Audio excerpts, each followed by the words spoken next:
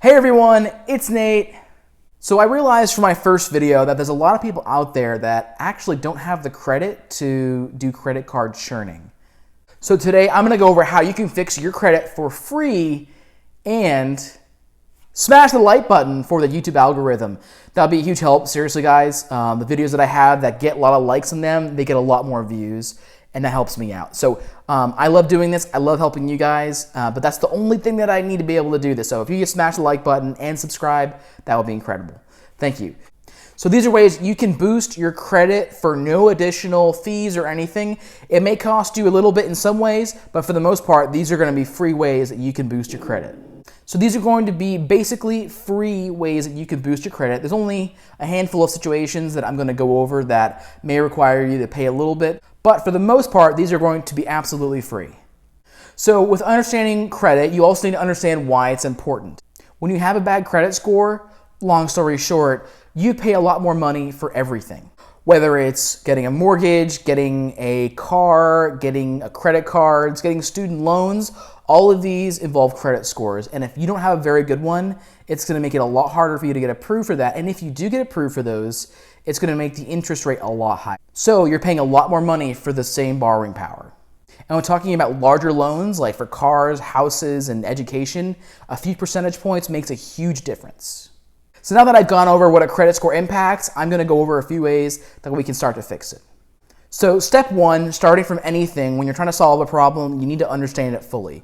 And the best way to do that is going to be for you to pull a credit report. Pulling a credit report is absolutely free. Don't pay for it. There's no need to pay for it. Some websites will say you do. You don't. There are free options that you can get.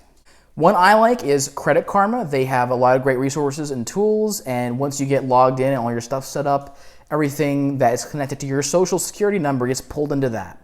So once you get your credit score, you're going to want to take a look at it and find the things that negatively impact it. So the things that negatively impact your credit are going to be late or missed payments, high credit utilization, meaning compared to the credit line that you have, you're using a lot more of it than what you really should. So there's that. Accounts and collections is a big one too.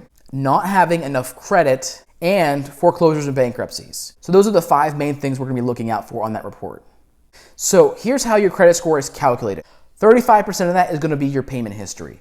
So if you have had a credit card and you've used that responsibly, paid it off every month for years and years and years, and you've done it every time on time, never missed it, you're going to have a 100% on-time payment record, and that's going to really boost your score a significant amount. This is the number one biggest place where you can boost your score, is just making sure you pay things on time.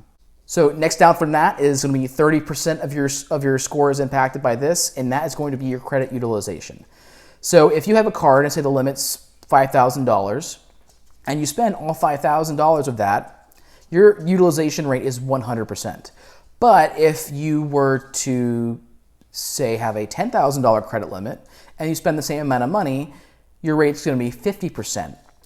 Don't spend that much money, by the way, because that's kind of a lot. But recognize that the dollar amount that you spend on your lines of credit doesn't necessarily matter. What really matters is the ratio of how much you borrow versus how much your line of credit is. So this next one's a little harder and it takes time to build up, but this is going to be 15% of your overall credit score impact, and that's going to be the length of your credit history.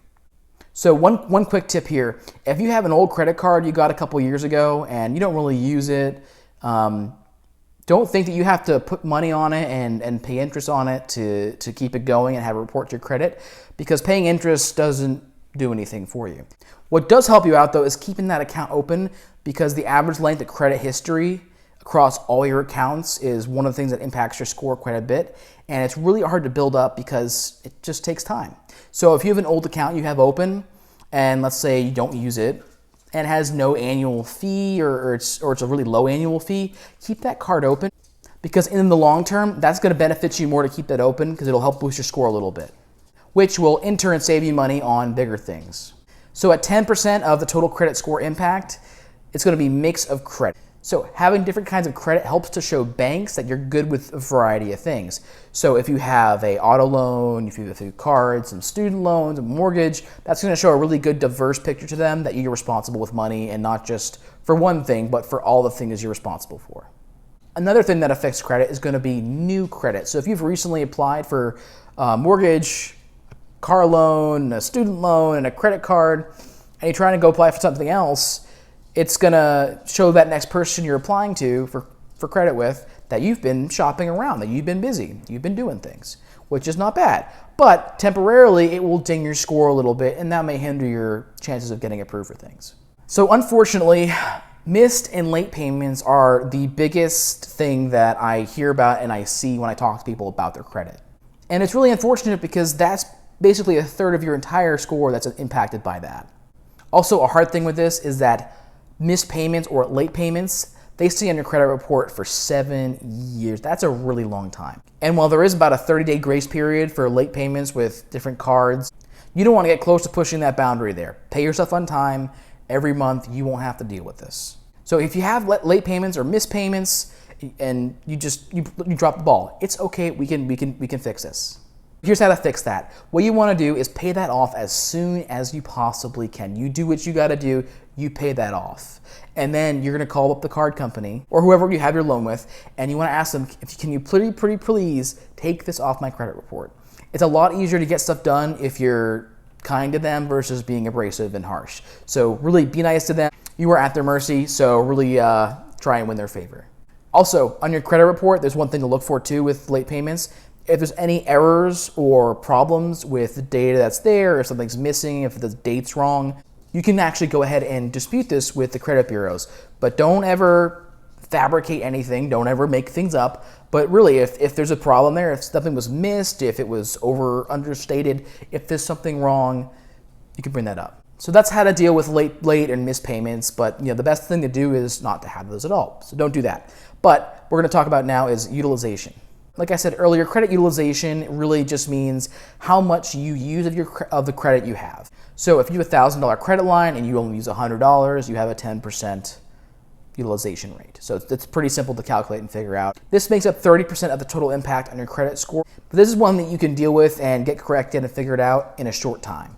So a really important thing to keep in mind with utilization is that the ideal rate that you want to keep for that is under 10%. So if your credit line, again, is $1,000, you want to keep it under that $100 mark. So this is actually a pro tip to address the high credit utilization thing. And it sounds kind of counterintuitive, but just hear me out.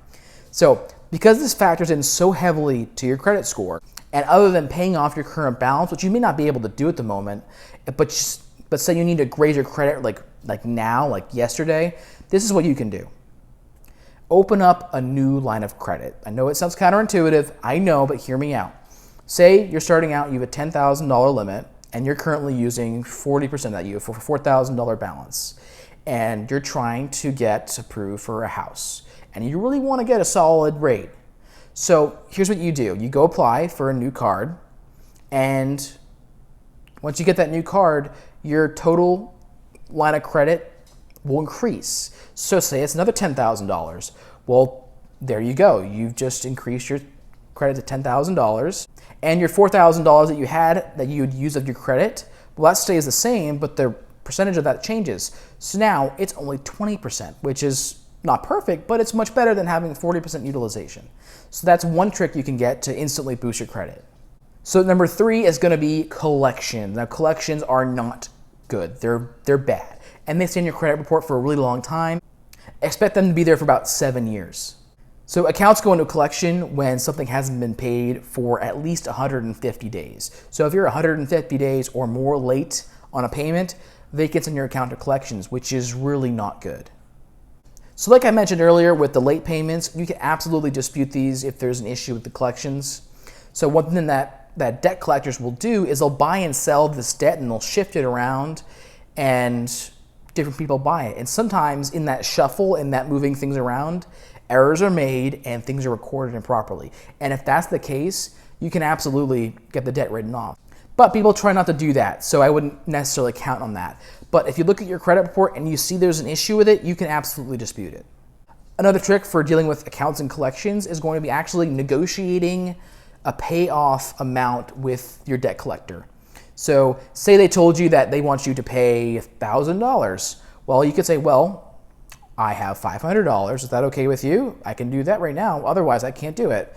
And depending on how long things have been sitting there, depending on the debt collector, they may just go for that. And then that may cut your total debt in half.